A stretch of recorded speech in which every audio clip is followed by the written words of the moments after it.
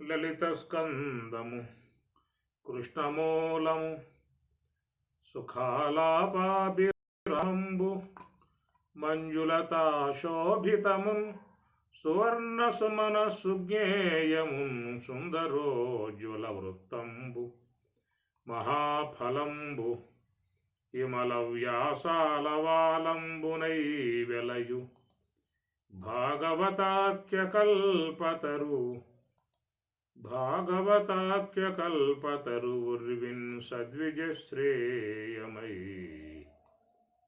భాగవతము తెలిసి పలుకుట చిత్రంబు శూలికైన దమ్మి శూలికైన విబుధవరుల వలన విన్నంత కన్నంత తెలియవచ్చినంత తేటపరతు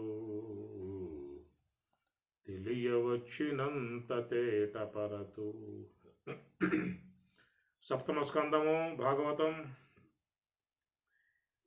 మాయా ప్రవర్తన మహిమ వలన గుణముల కల్పించి గుణ సంగంబున లింగ శరీరంబు లీల దాల్చి కంపిత జలములో కదలిడి క్రియదోచు పాదపంబుల భంగి భ్రామ్యమాన చక్షువుల దరిత్రీ చలితయైకానంగ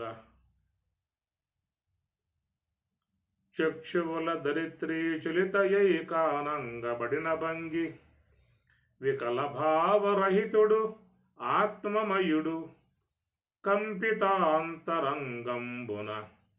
కదలినట్లు దోచు కదలకుండు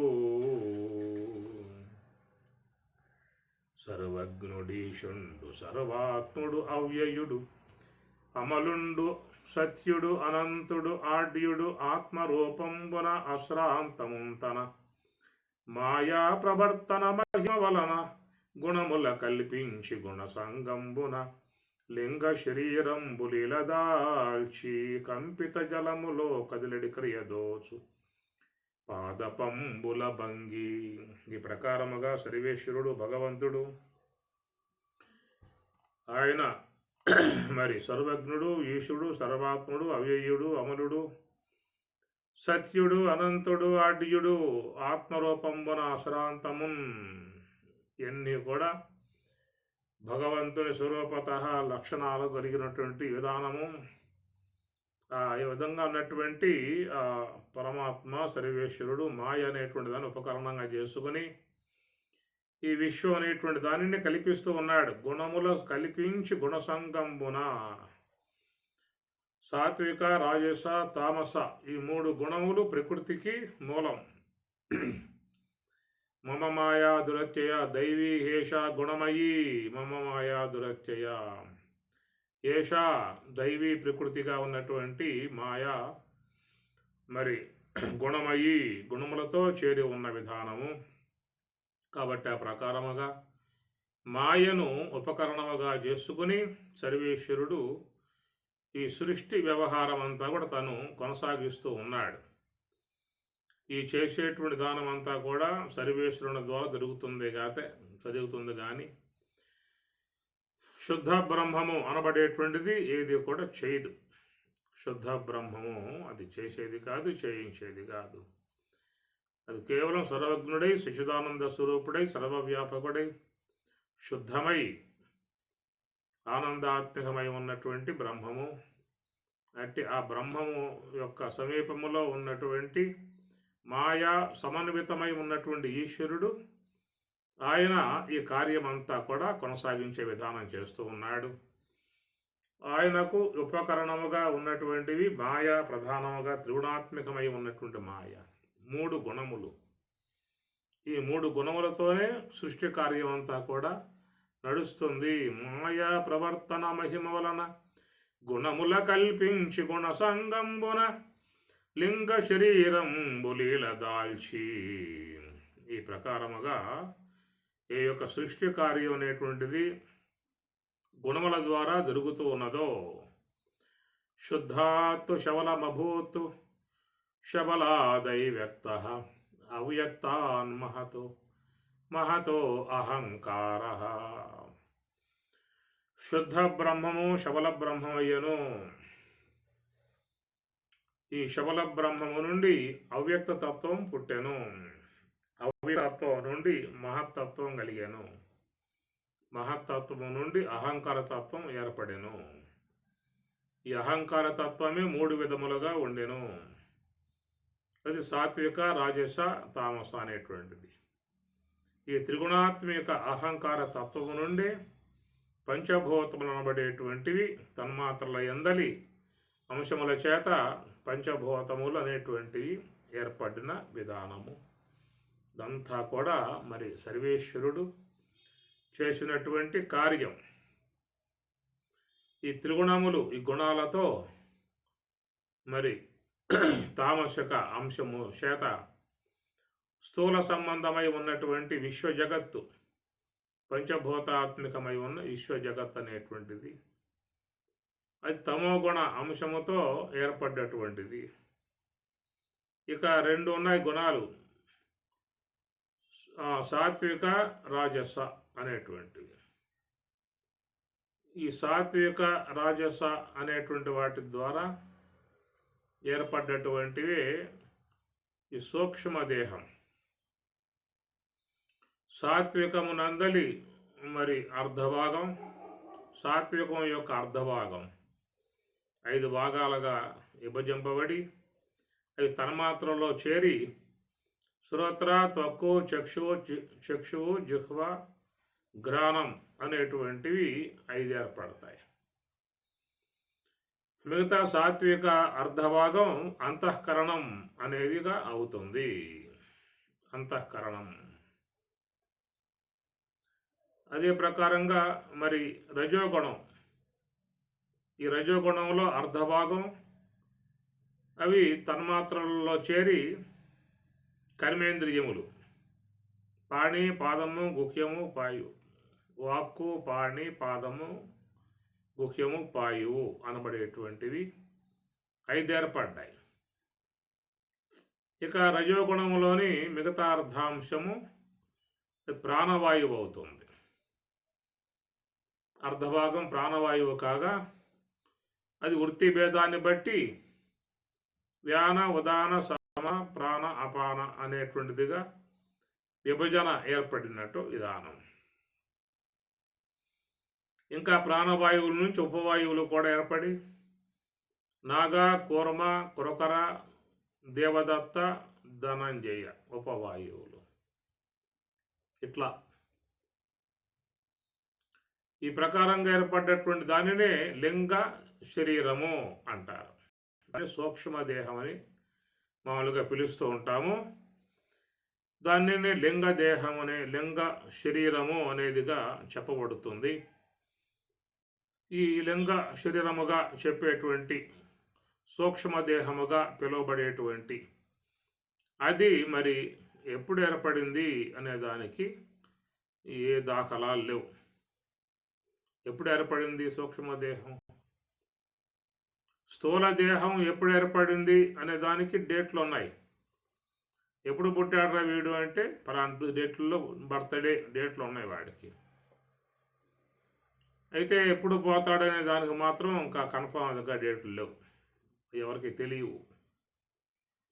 అది ఎవరైనా బర్త్డే డేట్ చెప్పుకోవచ్చు, కానీ డెత్ డే డేటు చెప్పుకోవటానికి ప్రకృతి అనుమతులు ప్రసాదించాల. ఆ డేట్ ఆయన దగ్గరే ఉంది. ప్రకృతి మాత వద్ద, సర్వేశ్వరుని వద్ద ఆ డేట్లన్నీ ఉంటాయి. అందరి డేట్లు కన్ఫర్మ్ డేట్లే, కానీ ఏంటంటే అవి సర్వేశ్వరుడు ఎవరికి కూడా చెప్పడు. పలానా రోజు పోతావురా నువ్వు అని చెప్పడు. ఎందుకంటే అట్లాగా చెప్తే జీవితాలు దుర్భరం అయిపోతాయి. ముందుగానే డేట్ కనుక తెలిసిందనుకోండి, అక్కడి నుంచి వాడికి మరి చాలా అవస్థపడే పరిస్థితి ఏర్పడుతుంది. వాడు శాంతిగా ఉండడు, కుదురుగా కూర్చోడు, ఇంట్లో నిద్రపోనే వాడు ఎవరున్నాయి, ఇట్లా చాలా సమస్యలు వచ్చి పడే అవకాశాలు ఉన్నాయి.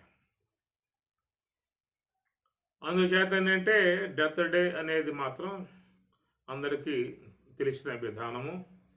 ఆ ప్రకారముగా మరి స్థూల దేహం వారికి మాత్రం మనకి డేట్లు ఉన్నాయి, ఎప్పుడు ఏర్పడిన దానికి, ఎప్పుడు ఈ స్థూల దేహం విశ్వంలోకి వచ్చింది అనేటువంటిది మాత్రం డేట్ అన్నమాట. అయితే తల్లి గర్భంలో ఎప్పుడు ప్రవేశించాడు అనే దానికి డేట్లు లేవు. దానికి ముందు కణరూపముగా, జీవరూపముగా, ఏమి వీర్య కణంగా తండ్రి గర్భంలో వాడు ఎప్పుడు ప్రవేశించాడు అన్నదానికి అక్కడ లెక్కపత్రాలు లాంటివి ఏమి ఉండవు. వాడు ఎప్పుడైతే భూమి మీద పడతాడో ఆ పడిన పూట నుంచి ఆ సెకండ్లు, నిమిషాలు వాటిని ఎకరంగా లెక్కలు వేసుకోవటం ఉంటుంది. కాబట్టి ప్రకారముగా లోకంలో అందరూ కూడా బర్త్డేలు అందరికీ తెలిసిన విధానమే. కానీ సూక్ష్మదేహం అది ఎప్పుడు ఏర్పడింది అన్నదానికి డేట్లు మాత్రం లేవు. ఏ పరమేశ్వర, ఈ స్థూల దేహం సంబంధ డేట్లు మాత్రం మా దగ్గర ఉన్నాయి. అట్లా సూక్ష్మదేహం అనేది కూడా ఎప్పుడు ఏర్పడిందో మీకు తెలుసు కాబట్టి ఆ డేట్ చెబితే నేను నోట్ చేసుకుంటా అని చెప్పని అంటారా? సర్వేశ్వరుడు చెప్పాడు. కాబట్టి లింగదేహంగా ఉన్నటువంటి సూక్ష్మదేహం అది ఎప్పుడు ఏర్పడింది అన్నదానికి అది అనిర్వచనీయం అనే పదం వాడతారు. ఏదైతే చెప్పడానికి అవకాశంగా లేదో వాటి విషయాలలో అనిర్వచనీయం అనే మాట వాడతారు. అనిర్వచనీయం అంటే చెప్పడానికి అవకాశాలు లేవయ్యా. ఆ సూక్ష్మదేహం ఎప్పుడు ఏర్పడిందో చెప్పడానికి అవకాశాలు లేవు. ఎంతకాలంగా వీడి విశ్వంలోకి వస్తూ ఉన్నాడో, ఇంద్రియాత్మకమై ఉన్నటువంటి సూక్ష్మదేహం ఏ పూట అది నిర్మాణం చేయబడింది, ఏ పూట దానికి పుట్టుక ఆరంభం అయ్యింది అనటానికి ఎవరికి కూడా అంతు చిక్కే వ్యవహారం కాదు. కాబట్టి సూక్ష్మదేహం హయాములో మరి ఎన్ని కల్పములు, ఎన్ని మనమంతరములు, ఎన్నిసార్లు ఈ విశ్వం కూడా మరి మరణించి తిరిగి మరల పురుడు పోసుకున్నదో, ఈ సూక్ష్మదేహ హయాములో ఎన్నిసార్లు ఈ స్థూల ప్రపంచం అంతర్ధానం చెందిందో, మళ్ళీ ఆవిర్భావం అయిందో చెప్పే అవకాశం కాదు. సహస్రయుగ పర్యంతతు అహహా బ్రహ్మణ విదు రాత్రిం యుగ సహస్రాంతం తెహోరాత్ర విదో జనా. సహస్రయుగ పర్యంతం కాబట్టి బ్రహ్మదేవులు వారి యొక్క ఆయుకాల ప్రమాణములో 1000 ఏళ్ళు ఆయనకు అయినట్లయితే 1000 యుగాలైతే ఆయనకు ఒక పూట అవుతుంది, పగల పూర్తి అయిపోతుంది. మళ్ళీ రాత్రి కూడా అంతే అన్నారు. రాత్రి యుగ సహస్రాంతం, రాత్రి పూట కూడా 1000 మహాయుగాలు. ఈ ప్రకారంగా మరి పగటి సమయంలో విశ్వం కొనసాగుతుంది. రాత్రి రాగానే బ్రహ్మకు విశ్వం మొత్తం లైవ్ అయిపోతుంది. భూమి జలంలో జలం, అగ్నిలో అగ్ని, వాయువులో వాయువు, ఆకాశంలో మొత్తం జడమై లయమై అవ్యక్తంలోకి పోతుంది. విశ్వమంతా మాయలోకి వెళ్ళిపోతుంది. ఎందుకంటే కారణంలో చేరిపోతుంది. అగ్ని అనేది వాయు కార్యం కాబట్టి దీపం ఆర్పేస్తే అది వాయువులోకి వెళ్ళిపోతుంది. మళ్ళా వాయువు నుంచి కార్యంగా అగ్నిగా వస్తుంది. కాబట్టి ఈ కార్యముగా ఉన్నది కారణంలో విలీనం చెందటం అది ఒక విధానం. అది కొండలు మట్టి ద్వారా కొండలు ఏర్పడ్డాయి.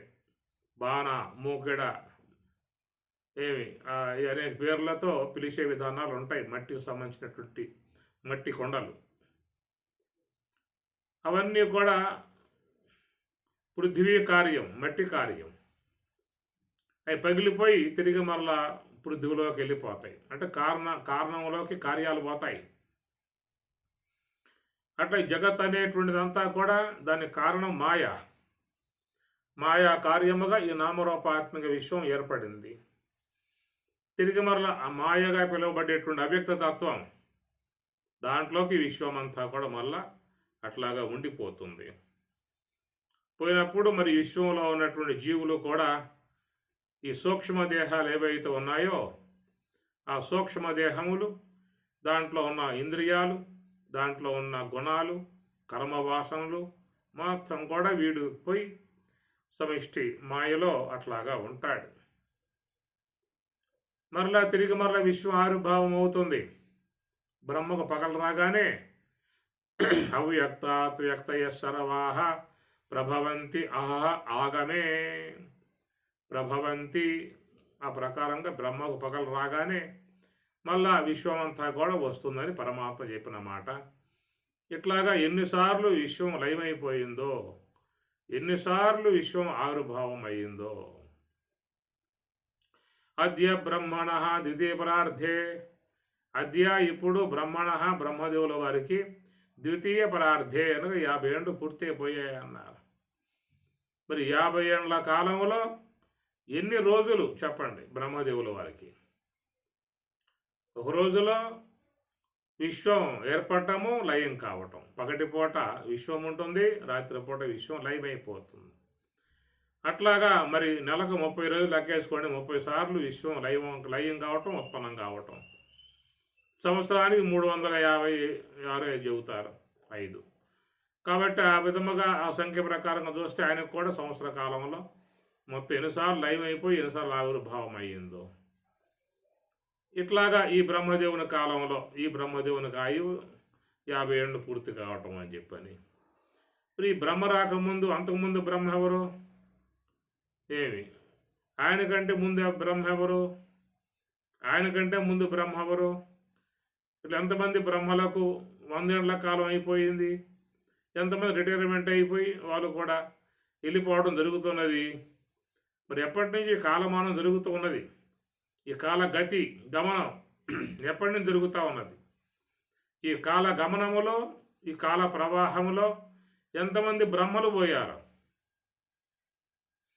ఎంతమంది బ్రహ్మలు పోయారు? ఇప్పుడున్న బ్రహ్మ ఆయువు అయిపోతే ఆయన కాస్త తన జీవన్ముక్త విధానంగా వెళ్ళిపోతే, బ్రహ్మంలోకి వెళ్ళిపోతే, మళ్ళీ రాబోయే భవిష్యత్ బ్రహ్మ ఆంజనేయ స్వామి అని ఏదో ప్రచారం జరుగుతుంది లోకంలో.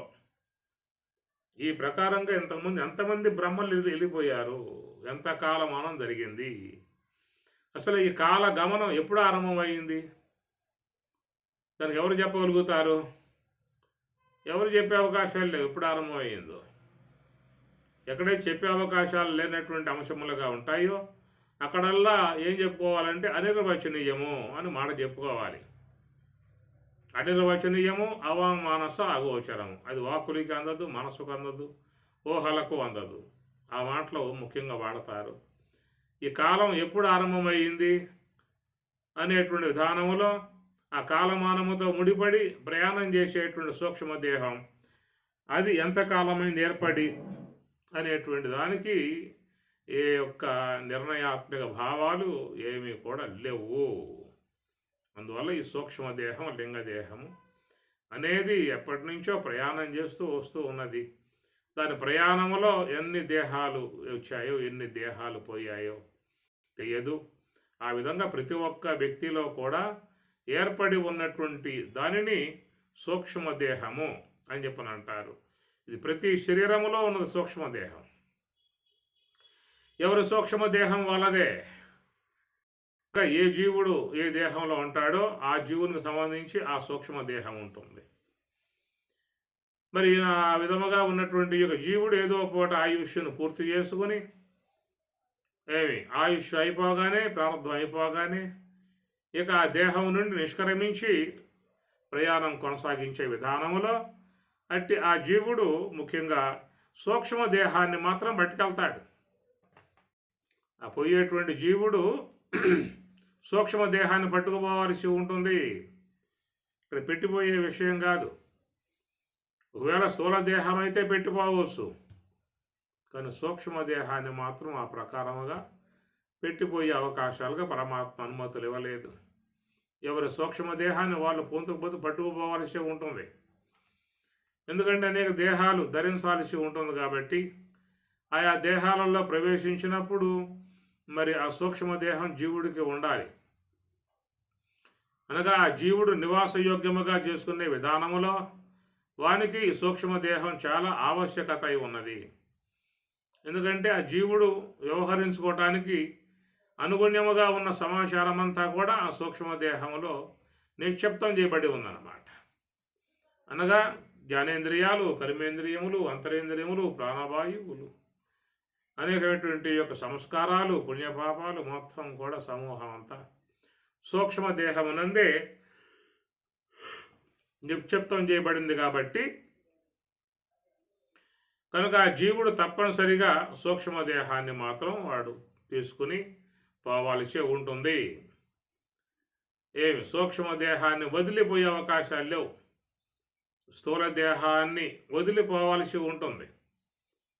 ఎందుకంటే స్థూల దేహం అనేది పృథ్వీ సంబంధ వస్తువు. అది ఆ దేహములో ఉన్న వాయువులో కలుస్తుంది, అగ్నిలో చేరిపోతుంది, జలములలో చేరిపోతుంది. మిగతా కండరాలు కానీ ఎముకలు కానీ ఇవన్నీ కూడా అస్థి సంబంధమై పృథ్వీ సంబంధమై ఉన్నటువంటివి. కాబట్టి అవన్నీ కూడా మరి పృథ్వీలోకే చేరిపోవాల్సి ఉన్నటువంటి పరిస్థితి. కాబట్టి ప్రకారముగా స్థూల దేహాన్ని పూర్తిగా దిగవిడిచి దాన్ని కాస్త నిష్కరింపజేసుకుని వెళ్ళిపోయే విధానాల్లో జీవుడు సూక్ష్మదేహము లింగదేహాన్ని మాత్రం తప్పనిసరిగా పట్టుకుపోవాల్సి ఉంటుంది. ఆ సూక్ష్మదేహము అనబడేటువంటిది దాంట్లో వాని యొక్క డేటా, మన సమాచారం అంతా దాంట్లో ఉంటుంది. జీవితకాలంలో సంపాదించుకున్నది కానీ, గత జన్మలలో సంపాదించుకున్నది కానీ, ఈ విధంగా ఉన్నటువంటి తన యొక్క వనరులు, అతని యొక్క సంపదలు, జీవుడి యొక్క సంపదలు ఏవైతే ఉన్నాయో అవన్నిటితో కూడా ఏదో ఒక పూట మరి ఈ లోనున్నటువంటి వాడు సూక్ష్మదేహాన్ని తీసుకుని ఆయన నిష్క్రమించాల్సి ఉంటుంది. కనుక సూక్ష్మదేహం తప్పనిసరిగా ఎవరమ్మటే పడి వాళ్లకు అది వస్తూ ఉండే విధానము. లింగ శరీరంబులీల దాల్చి కంపిత జలములో కదిలెడి క్రియదోచు పాదపంబుల భంగి. కంపిత జలములో కదిలెడి క్రియదోచు పాదపంబుల భంగి. పాదపంబులంటే వృక్షాలు, వృక్షాలకు పాదప అని చెప్పి అంటారు. దాని మొదలు ఏ భూమిలో అయితే చేరి ఉంటుందో ఆ చేరి ఉన్నటువంటి యొక్క భాగాన్ని పాదం అంటారు. చెట్టుకి పాదం అది. అంటే పాదపంబులు అంటే వృక్షాల కింద అర్థం వస్తుందన్నమాట. పాదపంబుల భంగి కంపిత జలములో కదిలెడి క్రియదోసు. ఆ జలం అలలతో కదులుతూ ఉంటే ఆ కదలికలు జలములో ఉండగా దాంట్లో ఆ గట్టు పక్కన ఉన్నటువంటి యొక్క చెట్టు, ఆ చెట్టు సంబంధమై ఉన్న కొమ్మలు ఇవన్నీ కూడా నీటిలో ప్రతిబింబిస్తాయి. ప్రతిబింబించినప్పుడు మరి ఆ జలం కంపితమైనప్పుడు, కదలిక ఏర్పడ్డప్పుడు ఆ యొక్క వృక్షానికి కూడా ఆ కదలికలు ఉన్నట్లుగా ఆడ తోస్తూ ఉంటాయన్నమాట. కంపిత జలములో కదిలెడి క్రియదోచు పాదపంబుల భంగి అన్నాడు. ఆ ప్రకారముగా ఆ నీటిలో నీరు కదులుతూ ఉంటే ఆ నీటిలో ఉన్నటువంటి యొక్క ప్రతిబింబం చెట్టు కూడా అట్లాగా కదిలినట్లుగా తోస్తూ ఉంటుంది. ఇది ఒక భ్రమ కిందగా, భ్రమా విధానముగా చెప్పుకొచ్చేటువంటి మాట అన్నమాట. మనం బస్సులో పోతూ ఉంటే బస్సు మహావేగంగా పోతుంది కదా, ఆ దూరంగా ఉన్న వృక్షాలు కూడా అట్లాగా పోతున్నట్లుగా ఉంటాయి. మీకు చూడండి కావాలంటే చాలాసేపు చూస్తారు మీరు, ఆ వృక్షాలు మీతో పాటు ప్రయాణం చేస్తున్నట్లుగా ఉంటాయన్నమాట. అదొక భ్రమా సంబంధమై ఉన్నటువంటి అంశము. ఇది కేవలం భ్రమ. ఆ వృక్షాలు కదలటం లేదు, అవి నీతో పాటే వస్తున్నట్లుగా అక్కడ కనబడతా ఉంటాయన్నమాట. ఇవన్నీ కూడా భ్రమలో చేరి ఉన్నటువంటి విధానము. అట్లాగా జలములో ఇక్కడ చెప్పింది ఏంటంటే ఆ జలములో ఆ చెట్టు ప్రతిబింబించినప్పుడు ఆ జలము యొక్క కదలికల కారణంగా ఆ చెట్టు కదిలినట్లుగా మనకి కనపడేటువంటి విధానాన్ని చెప్పుకొస్తున్నాడు. ఎక్కడ కంపిత జలములో కదిలిడు క్రియదోచు పాద పంబుల భంగి భ్రామ్యమాన చక్షువుల ధరిత్రీ చలితయ్యి కానంగబడిన భంగి వికల భావరహితుడాత్మమయుడు. ఈ విధముగా ఈ అనాత్మ అనేటువంటివన్నీ కూడా కదులుతూ ఉంటే ఆ అనాత్మ వస్తువులు తన యందు ఆరోపితం చేసుకోవటం కారణముగా తాను కూడా కదులుతున్నట్లుగా ఒక భ్రమ ఏర్పడుతుందన్నమాట. అది ఎందుకంటే అనాత్మతో తాదాత్మ్యాన్ని పొందాడు. తాదాత్మ్యాన్ని పొందడం కారణముగా మరి అనాత్మ సంబంధమై ఉన్న ధర్మాలు తన మీద ఆరోపితం చేయబడతాయన్నమాట. దాన్నే శంకరాచార్యుల వారు అధ్యాస భాష్యం అనేది ఒకటి రాశారు. అధ్యాస భాష్యం రాశారు.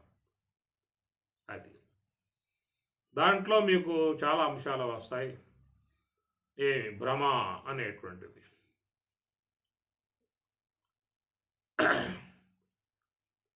భ్రమ అనేది చెప్పుకొస్తారు.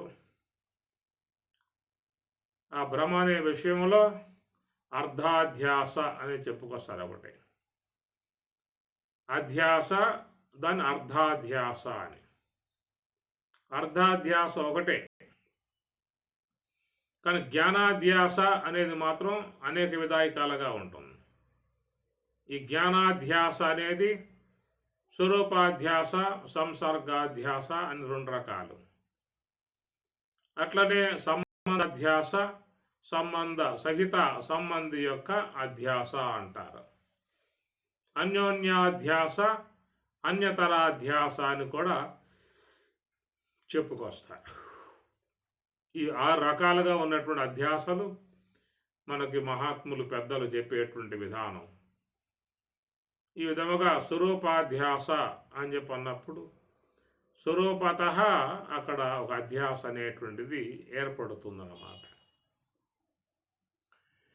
అది రజ్జు సర్ప భ్రాంతి అనే దాంట్లో చెప్పుకొచ్చేటువంటిది స్వరూపాధ్యాస. రజ్జు సర్ప భ్రాంతి ప్రధానంగా చెప్తారు.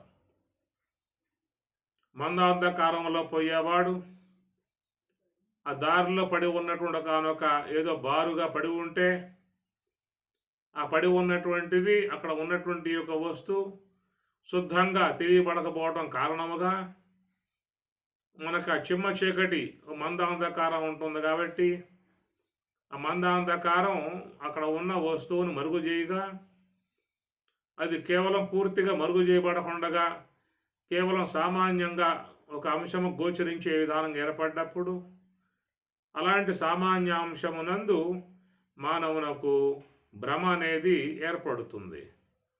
ఇత్రాడా పామ అనే సందేహం కలుగుతుంది. కానీ వాని గతంలో పామును చూసిన ఉదంతం ఉంది కాబట్టి పాము అంటే వాడు భయం ఒకటి ఉంది కనుక ఏమంటే వాడికి ఇది పామేమో అని భయాద్రులతో భావించే విధానం ఏర్పడుతుంది. అట్లా భావం చేసినప్పుడు వాడికి ఆ పాము అనేది కనబడుతుంది. ఆడు పామే అని చెప్పి అంటాడు.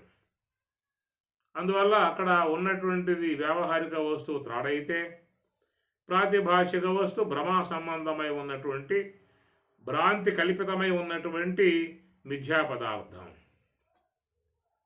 అంటే ఆ మిథ్యా పదార్థం ఏం చేసిందాయా అంటే త్రాటిని పూర్తిగా మరుగు చేసింది. త్రాడు మరుగు చేయబడి ఆ త్రాటి యందు ఈ పాము అనేటువంటిది భాషిస్తూ ఉంది. కాబట్టి తన వ్యావహారిక వస్తువైన త్రాటి యొక్క అధిష్టానంగా ఆధారంగా చేసుకుని ఏ పాము అయితే ఉన్నదో ప్రాతిభాషిక పాము అది ఉన్నటువంటి యొక్క త్రాటిని మరుగు చేసేసి తానే కనబడతా ఉంటుంది. దీన్ని స్వరూపాధ్యాస అంటారు. స్వరూపత అంటే త్రాడు కనపట్ల తెలియబడటం వల్ల కేవలం పాము సంబంధమై ఉన్న అంశాలే తెలియబడే పరిస్థితి. దాంతో అందరూ కూడా భయభ్రాంతులు అవుతారు. ఈ ప్రకారంగా ఉన్నదాన్ని స్వరూపాధ్యాస అని చెప్పని అంటారు. శంకరాచార్యుల వారు అధ్యాస భాష్యములు రాశారు. మీకు ఏమన్నా అది లభిస్తే సంస్కృతంలో ఉంటుంది, అది లభిస్తే దాన్ని చదువుకోండి. చాలా విషయాలు గోచరిస్తాయి దాంట్లో అధ్యాస భాష్యంలో. ఈ విధంగా ఉన్నటువంటి ఈ యొక్క అంశాన్ని శంకరులు దాన్ని స్వరూపాధ్యాస అని చెప్పనే మాట చెప్పుకొచ్చాడు. మరొకటి సంసర్గాధ్యాస అన్నారు.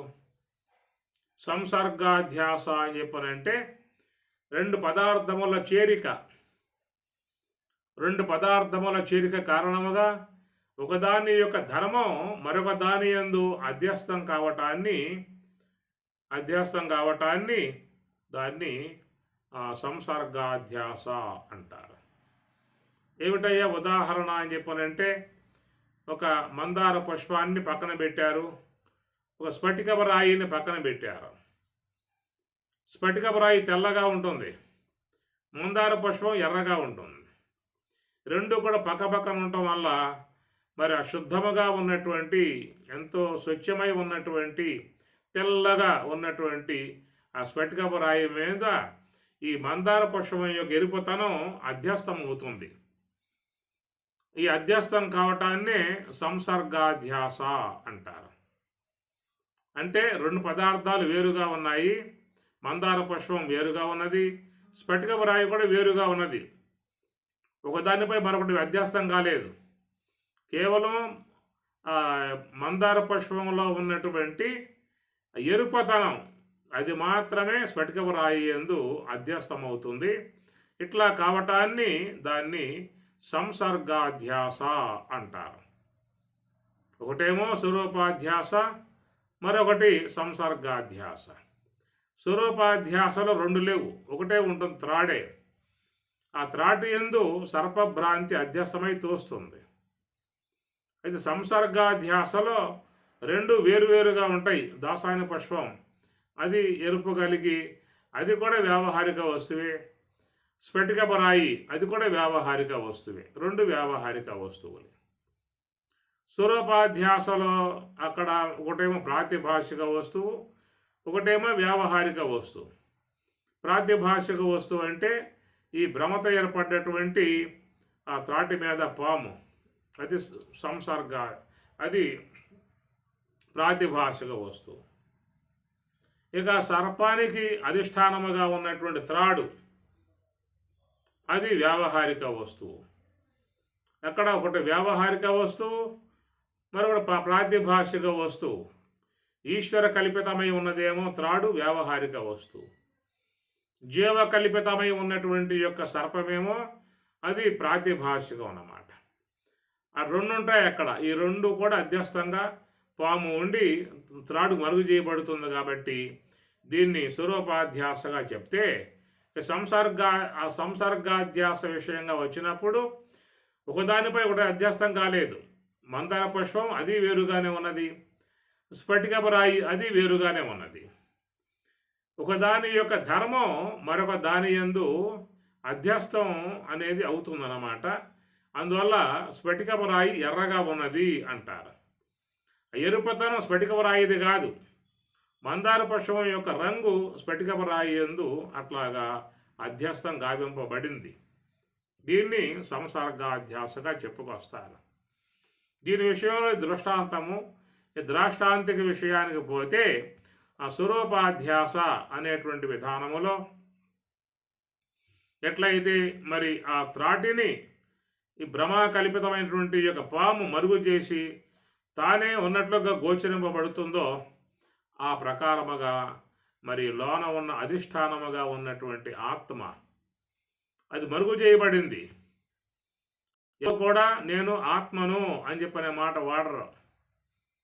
ప్రత్యేగాత్మ పరమాత్మల ఏకమై ఉన్నటువంటి బ్రహ్మము నేను. ఇది మామూలుగా మహాత్ములు బోధ విధానములో చెప్పేటువంటి అంశము.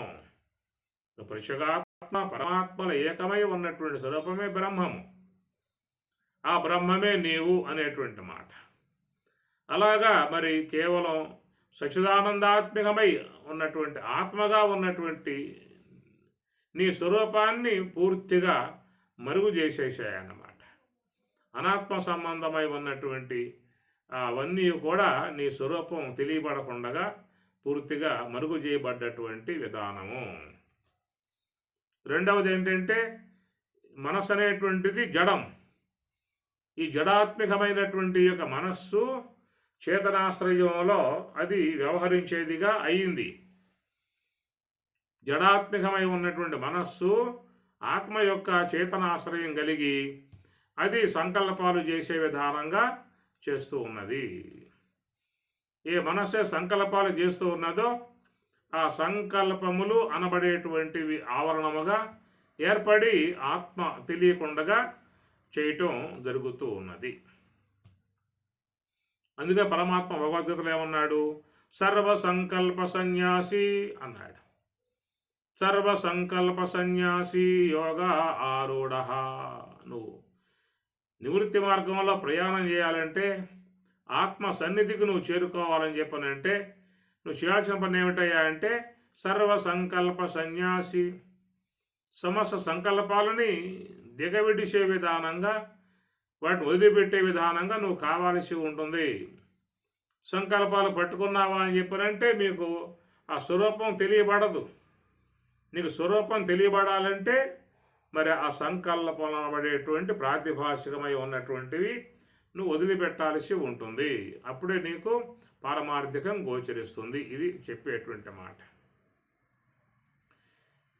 కాబట్టి ఈ ప్రకారంగా మరి చూస్తే ఏ త్రాడు అనేటువంటిది పాముకు అధిష్టానముగా ఉన్నదో అలాగా పాముని అధిష్టానంగా చేసుకొని దాన్ని అధ్యస్థముగా తోసేటువంటి మిథ్యా సర్పం మరి ఆ త్రాటినే ఎట్లా మరుగు చేసిందో ఆ ప్రకారముగా జడాత్మికమై ఉన్నటువంటి మనస్సు చేతనాశ్రయంలో చైతన్యవంతమై దాని నుంచి వెలువడేటువంటి సంకల్పాలు ఏవైతే ఉన్నాయో ఆ సంకల్పముల పరంపరా విధానం ఏర్పడేటువంటి ఆవరణాల చేత లోన ఉన్నటువంటి యొక్క ఆత్మస్వరూపం మరుగు చేయటం జరిగింది.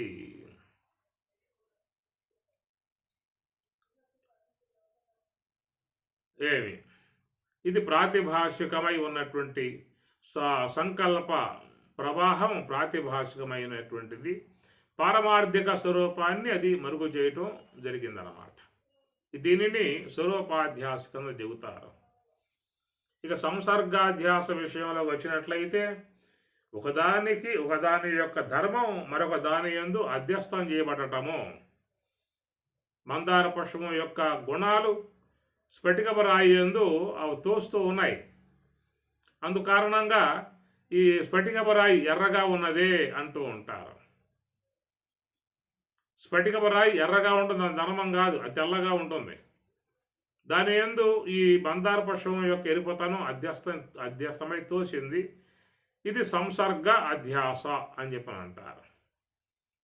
అట్లాగా వ్యావహారికమై ఉన్నటువంటి అనాత్మ వస్తువులు మనలో ఉన్నాయి. స్థూల దేహము, సూక్ష్మ దేహము, కారణదేహము, ఇంద్రియములు, ఆ ప్రాణవాయువులు, మనస్సు, బుద్ధి, చిత్తం, అహంకారం, ఇలాగా ఉన్నటువంటివన్నీ కూడా వ్యావహారిక వస్తువులు. ఈ వ్యావహారిక వస్తువులై ఉన్నటువంటివి పారమార్థికమై ఉన్నటువంటి బ్రహ్మమును మరుగు చేయటం జరిగింది.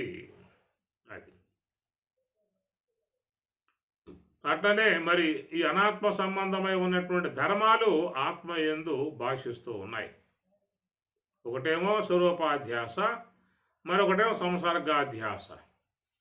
బ్రహ్మము యొక్క అధిష్టానమును ఆధారంగా చేసుకుని ఏవైతే దేహాదులు ఉన్నాయో అవి ఆత్మస్వరూపం మరుగు చేసి వాటి యొక్క ఉనికినే ప్రకటింపజేసుకుంటూ ఉన్నాయి.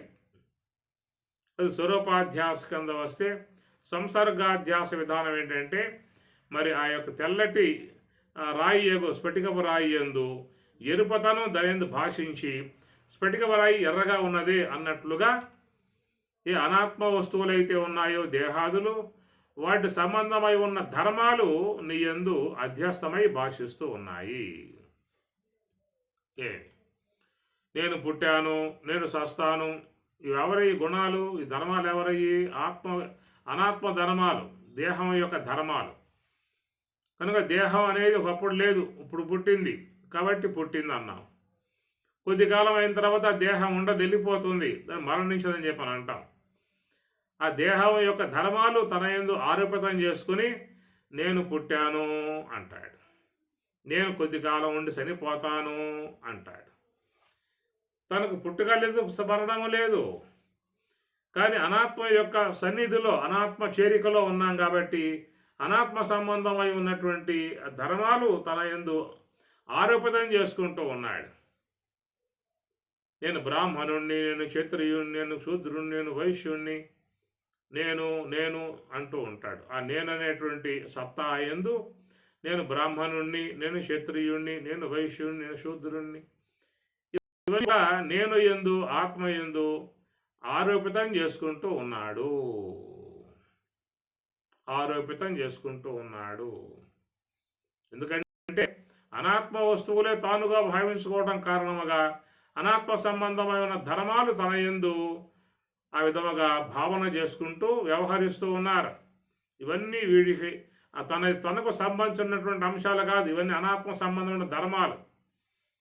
నేను బ్రాహ్మణుణ్ణి, క్షత్రియుణ్ణి, వైశ్యుణ్ణి, శూద్రుణ్ణి, బ్రహ్మచారిని, గృహస్థుణ్ణి, వానప్రస్థుణ్ణి, సన్యాసిని, నేను విశిష్టాద్వైతుణ్ణి, అద్వైతుణ్ణి, శాక్తేయుణ్ణి, బ్రహ్మకుమారి వాడిని, పిరమిడ్ వాడిని, ఇవన్నీ కూడా వాటి అనాత్మ సంబంధమై ఉన్న ధర్మాలు అలా మన యందు ఆరోపితం చేసుకుంటూ ఉన్నాం. ఇది సంసర్గాధ్యాస అంటారు. ఇలాంటి వాటి దగ్గరగా ఉన్నాం కాబట్టి ఆ దగ్గర కావటం వల్ల వాటి సంబంధమైన ధర్మాలు తన యందు ఆరోపితం చేసుకుంటూ ఉంటాడు. నేను క్రైస్తవుణ్ణి, నేను ఇస్లామిక్కుణ్ణి, నేను హిందువుని, నేను బౌద్ధుణ్ణి, నేను జైనుణ్ణి. నేను ఎందుకంటే వాటికి సన్నిహితంగా ఉన్నాడు కాబట్టి అవన్నీ కూడా తన యందు ఆరోపితం చేసుకొని నేను ఇస్లామిక్, నేను క్రైస్తవుణ్ణి, నేను హిందువుని, ఇవన్నీ కూడా అనాత్మ సంబంధమైన ధర్మాలు మన యందు ఆరోపితం చేసుకుని వ్యవహరిస్తూ ఉన్నాము. అసలు నువ్వు ఎవరవయ్యా అని చెప్పనంటే నువ్వు కేవలము ఆత్మరూపుడవు. పైన చెప్పారు కదా స్వామివారు, కేవలాత్మ అని చెప్పి అన్నాడు. అది ఆత్మరూపంబున అశ్రాంతమున తన ఆత్మరూపంబున అందరూ ఈ ప్రకారంగా ఆత్మరూపులై ఉన్నారు. ఇది కేవలం సచ్చిదానందమై ఉన్నారు. కానీ ఆ యొక్క స్వరూప విధానం ఎవరికి కూడా తెలియబడకపోవడం కారణం ఏంటంటే ఈ అనాత్మ అనేటువంటిది ఆత్మను పూర్తిగా మరుగు చేసింది. ఎట్లయితే ఆ త్రాడు మీద ఏ యొక్క పాము అనేది ఏర్పడి భ్రమాకాలం ఏర్పడి ఆ భ్రాంతి జన్యమై ఉన్నటువంటి యొక్క ఆ పాము ఎట్లా త్రాటిని మరుగు చేసి పామే అనేదిగా గోచరమ చేసుకుంటుందో అట్లాగా ఈ ఆత్మ యొక్క అధిష్టానమునందు ఆత్మయే చేతనాశ్రయం, ఆత్మే చేతనం. అది ఉండబట్టే నీకు లోపల అన్నీ పనిచేస్తూ ఉన్నాయి. ప్రాణములు ఆడుతూ ఉన్నాయి, నేత్రములు ఆడుతూ ఉన్నాయి, లంగ్స్ ఆడుతున్నాయి, కిడ్నీలు పనిచేస్తూ ఉన్నాయి, దేహములో అన్ని భాగాలు పనిచేస్తున్నాయి. అది ఆత్మశక్తి యొక్క ఆశ్రయం ద్వారా అన్నీ పనిచేస్తూ ఉన్నాయి. ఇక లోపల ఎవరండి ఉంది? చేతనాశ్రయం, ఆత్మచేతనాశ్రయం ద్వారానే నిరంతరముగా ప్రాణవాయువులు సంచారం చేస్తూ ఉన్నాయి.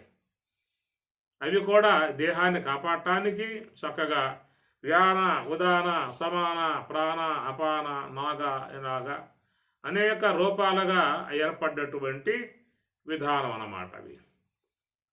ఇవన్నీ ఈ రూపాలుగా ఏర్పడి వ్యవహారం చేసేటువంటివిగా ఉండగా అంటే అనాత్మ సంబంధమై ఉన్న వస్తువులు నీ స్వరూపమును పూర్తిగా మరుగు చేసి అవే భాషిస్తూ ఉన్నాయి. కాబట్టి దీనిని స్వరూపాధ్యాసగా చెప్పే మాట. తర్వాత వాటి ధర్మాలు మన యందు అధ్యస్థం చేసుకుని నేను స్త్రీని, నేను పురుషుణ్ణి, బ్రహ్మచారిని ఇలాగా ఏవైతే ఉన్నాయో అవన్నీ చెప్పుకునేవన్నీ కూడా అది సంసర్గాధ్యాసలో చేరిపోతాయన్నమాట. ఈ విధముగా ఈ భ్రమా సంబంధమై ఉన్నటువంటి దాంట్లో అందరూ కూడా మునిగిపోయి ఉన్నటువంటి పరిస్థితి ఇక్కడ.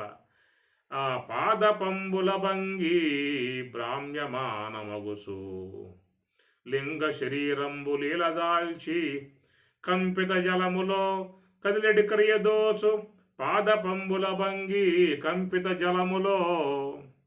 మన అట్లా తొంగి చూస్తే మన ప్రతిబింబం కూడా అట్లా కదులుతున్నట్లుగా ఉంటుంది.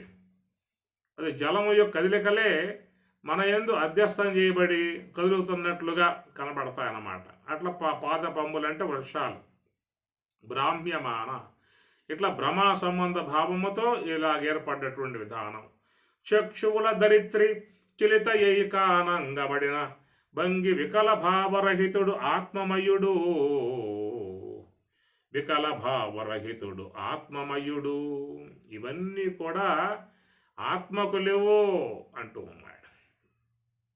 వికల భావరహితుడు ఆత్మమయుడు. ఇవన్నీ సూక్ష్మదేహ సంబంధమై ఉన్న వికారాలు, అనాత్మ సంబంధమై ఉన్నటువంటి యొక్క వికారాలు. అవన్నీ కూడా శుద్ధమై ఉన్నటువంటి స్ఫటికపరాయి యందు ఎట్లా ఆ దాసాయన పుష్పం యొక్క రంగులు అవన్నీ కూడా అధ్యస్థంగా చేయబడ్డాయో, అట్లా శుద్ధమై ఉన్నటువంటి యొక్క ఆత్మ యొక్క తత్వమునందు ఇవన్నీ అధ్యస్థం చేయబడి వాటిని నేను అంటాడు. నేను చూస్తూ ఉన్నాను, నేను తింటూ ఉన్నాను, నేను వస్తూ ఉన్నాను, నేను పోతూ ఉన్నాను, నేను అవస్థలు పడుతూ ఉన్నాను, నేను పుడుతూ ఉన్నా, నేను చూస్తూ ఉన్నా. ఇవన్నీ కూడా ఆత్మ యొక్క విధానములో ఎలాంటి సంబంధం లేని విధానం అయితే అది ఆత్మయందు ఈ విధముగా అధ్యస్థం చేసుకునే లోకంలో అందరూ కూడా భ్రమలలో మునిగి ఉన్నారు అన్నారు. భ్రమలు ఒడిగిన బ్రహ్మంబు బట్టబయలు అన్నాడు వేమన. భ్రమలు ఒడిగిన బ్రహ్మంబు బట్టబయలు. కాబట్టి భ్రమలు ఎట్లా పోతాయి? అనాదిగా ఉన్న భ్రమలివి, ఎప్పటి నుంచో చేరి ఉన్న భ్రమలు, పుట్టుకతో ఏర్పడ్డటువంటి భ్రమలు. ఈ భ్రమలతోనే లోకంలో మానవులంతా కూడా తమ తమ జీవనములు కొనసాగించుకుంటూ ఉన్నారు. నేను క్రైస్తవుణ్ణి, నేను ఇస్లామికుణ్ణి, నేను బౌద్ధుణ్ణి, నేను జైనుణ్ణి, నేను హిందువుని, నేను నేను నేను నేను ఇవన్నీ కూడా ఎక్కడేయండి? ఇవన్నీ కూడా ఈ మధ్యకాలంలో కలిపిపోబడ్డాయి. బుద్ధుడు పుట్టకపోతే బౌద్ధం లేదు, జినుడు పుట్టకపోతే జైనం లేదు, క్రీస్తు పుట్టకపోతే క్రైస్తవం లేదు, మహమ్మద్ పైగంబర్ పుట్టకపోతే మహమ్మదీ మతం లేదు. ఇవన్నీ ఒక్కొక్కడు పుట్టి ఒక్కొక్క రకమైనటువంటి యొక్క వాటిని వ్యాప్తి చేసి అందరి మీద రుద్దారు. రుద్దటంతో వీళ్ళందరూ కర్రలు పట్టుకుని కొట్టుకుంటా ఉన్నారు. నేను క్రైస్తవుణ్ణి, నేను ఇస్లామికుణ్ణి, నేను హిందువుని అని ప్రకారం ఒక్కరొకరు కలహించుకుంటూ ఉన్నారు, విభేదించుకుంటూ ఉన్నారు, వైషమ్యాలతో ఆ విధంగా చేసుకుంటూ ఉన్నారు. అసలు ఎవరయ్యా ఇలా? ఎవరు వీళ్ళు? అంత మానవులే, మానవ జాతి అందరూ మానవులే. ఏమి దాంట్లో భేదం అని చెప్పండి? ఫలానా వాళ్ళు క్షత్రియులు, ఫలానా వాళ్ళు వైశ్యులు, ఫలానా వాళ్ళు బ్రాహ్మణులు, ఫలానా వాళ్ళు శూద్రులు అని చెప్పి అన్నప్పుడు ఏదో తేడా ఉండాలిగా, తేడా పాడా ఉండాలిగా. అది చూడున్నాయా, వాడు చెవులు ముందున్నాయి, కళ్ళు పక్కన ఉన్నాయి కాబట్టి వాడు ఫలానా వాడు, బట్ ముక్కు కింద ఉన్నది, మూతి పైన ఉన్నది, ఈ విధంగా ఉన్నటువంటి వాడు ఫలానా కులం వాడు.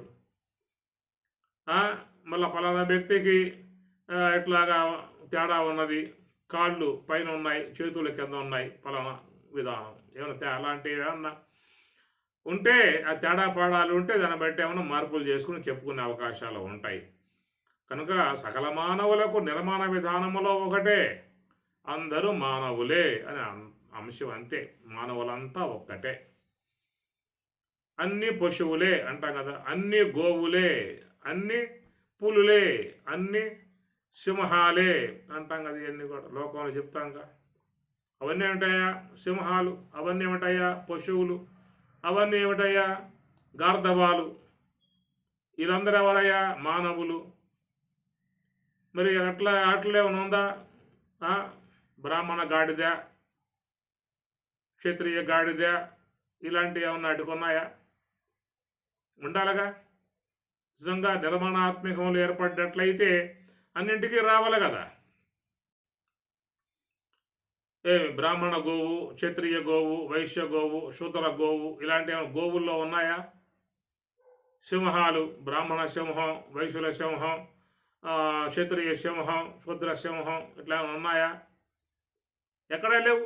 ఈ విశ్వంలో 83,99,099 రకాలైనటువంటి జీవులు అయితే చెప్పుకొస్తారో ఒక్కదాని కూడా చూడండి ఏమన్నా ఉన్నాయో, చెప్పుకుంటాయో ఏమన్నా? ఏమీ లేవు. ఇలాంటి విధాయకాలుగా కల్పన చేసుకొని ఒక్కొక్కడు వేరైపోయి, అరే నువ్వు ఆ కులం వాడివి, నేను ఈ కులం వాడిని, నువ్వు ఆ మతం వాడివి, నేను ఈ మతం వాడిని, ఈ ప్రకారంగా భ్రమ కల్పన చేసుకుని ఆ భ్రమలోనే కొట్టుకులాడుతూ ఉన్నారు.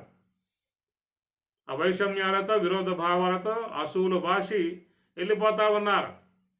అంత భ్రమా సంబంధమై ఉన్న జీవనాలు కొనసాగించుకుంటూ వచ్చిన జీవితాలు మంట కలుపుకొని ఏట్లతోనే కొట్లాట్లు ఆడుకొని ఏట్లతోనే వాటిలో మునిగిపోయి అసలు ఆ జీవితం ఎందుకు వచ్చిందో, ఆ జీవితంలో ఏం చేసుకోవాల్సి ఉంటుందో, ఆ జీవితం ఏ రకంగా మనకు ఉపయోగపడుతుందో, ఆ జీవితం అంతకాలానికి ఆ జీవితం వచ్చిందో, అలా పోయిందా, ఆ జీవితం అలా రావాలంటే ఎప్పటికి వస్తుందో ఏమీ తెలియదు.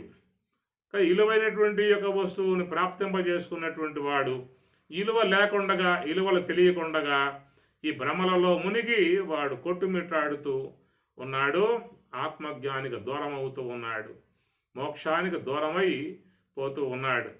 99% లోకంలో ఈ భ్రమలతోనే కొట్లాడుకుంటూ తిట్లాడుకుంటూ అట్లా పోతా ఉన్నాయే కానీ ఎవరైనా ఈ భ్రమల నుంచి బయటపడి అరే నేను మానవునిరా, ఈ మానవ జీవితం అనేది ఏర్పడింది, ఏదో దీనికి యొక్క విశేషత ఉంటుంది, దీని ద్వారా గొప్ప ప్రయోజనం పొందే అవకాశం ఉంటుంది, అసలు ఈ జీవితం పరమాత్మ ఎందుకు ప్రసాదించాడు, దీని ద్వారా మనం పొందబడేటువంటి ప్రయోజనాలు ఏమిటి, దీంట్లో ముఖ్యంగా పొందేటువంటి యొక్క పారమార్థికత ఏమిటి అనేది కొంత వివేచించుకొని చూసేవాడు మాత్రమే కొంత దాన్ని అవగాహన చేసుకుని ఒక మంచి మార్గంలో పోయేటువంటిదిగా ఏర్పాటు చేసుకుంటున్నాడు. ఇక మిగతా వర్గాలు చూసినట్లయితే ఈ కల్పనలు ఏవైతే ఉన్నాయో మొత్తం తలకాయ మీద పెట్టుకుని ఒళ్ళంతా పూసుకుని వాటి కోసంగానే పోరాటము, వాటి కోసం ఎంపర్లాట, వాటి కోసమే కాపలాదారిత్వము, ఇలాంటి భ్రమలలోనే అందరూ కూడా పోతున్నటువంటి పరిస్థితి. దీని నుంచి బయటపడేటువంటి ఎవడి వల్ల కాని వ్యవహారం. ఒకవేళ పడేద్దామని చెప్పని పోయినా వాడిని పట్టు కొట్టేట్లుగా వాళ్ళు ఉన్నారు. ఇది కల్పనరా, ఇది కేవలం ఒక అబోధ కల్పన, మహమ్మద్ పైగంబర్ పుట్టకపోతే మహమ్మదీ మతమే లేదు, క్రీస్తు పుట్టకపోతే వాళ్ళు క్రైస్తవ మతమే లేదు, జీనుడు పుట్టకపోతే జైన మతమే లేదు, బుద్ధుడు పుట్టకపోతే బౌద్ధ మతమే లేదు. నేను ఒక్కొక్క వ్యక్తి రావడంతో వాని యొక్క విధానాల నుంచి ఏర్పడ్డటువంటివి మనం ఒంటికి పోసుకొని పులుముకొని నానా తంటాలు పడతా ఉన్నాం, కొట్లాడుతూ ఉన్నాం, పోట్లాడుతూ ఉన్నాం.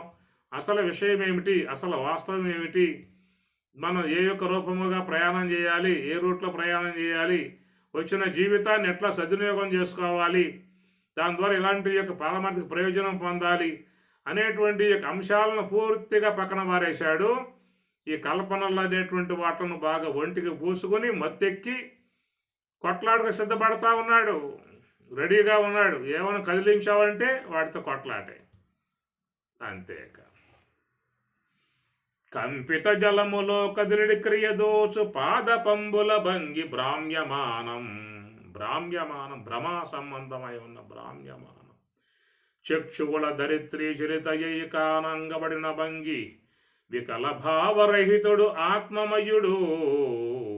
కనుక ఆత్మ అనేది వికల భావరహితుడు. వికలములు విశ్వములో ఉన్నవన్నీ కూడా వికలములే, వైకల్యములు చెందినటువంటి యొక్క విధానాలతో మానవ సముదాయం అంతా కూడా అలాంటి భ్రమ విధానాలలో పడి కొట్టుకుపోతా ఉన్నాయి.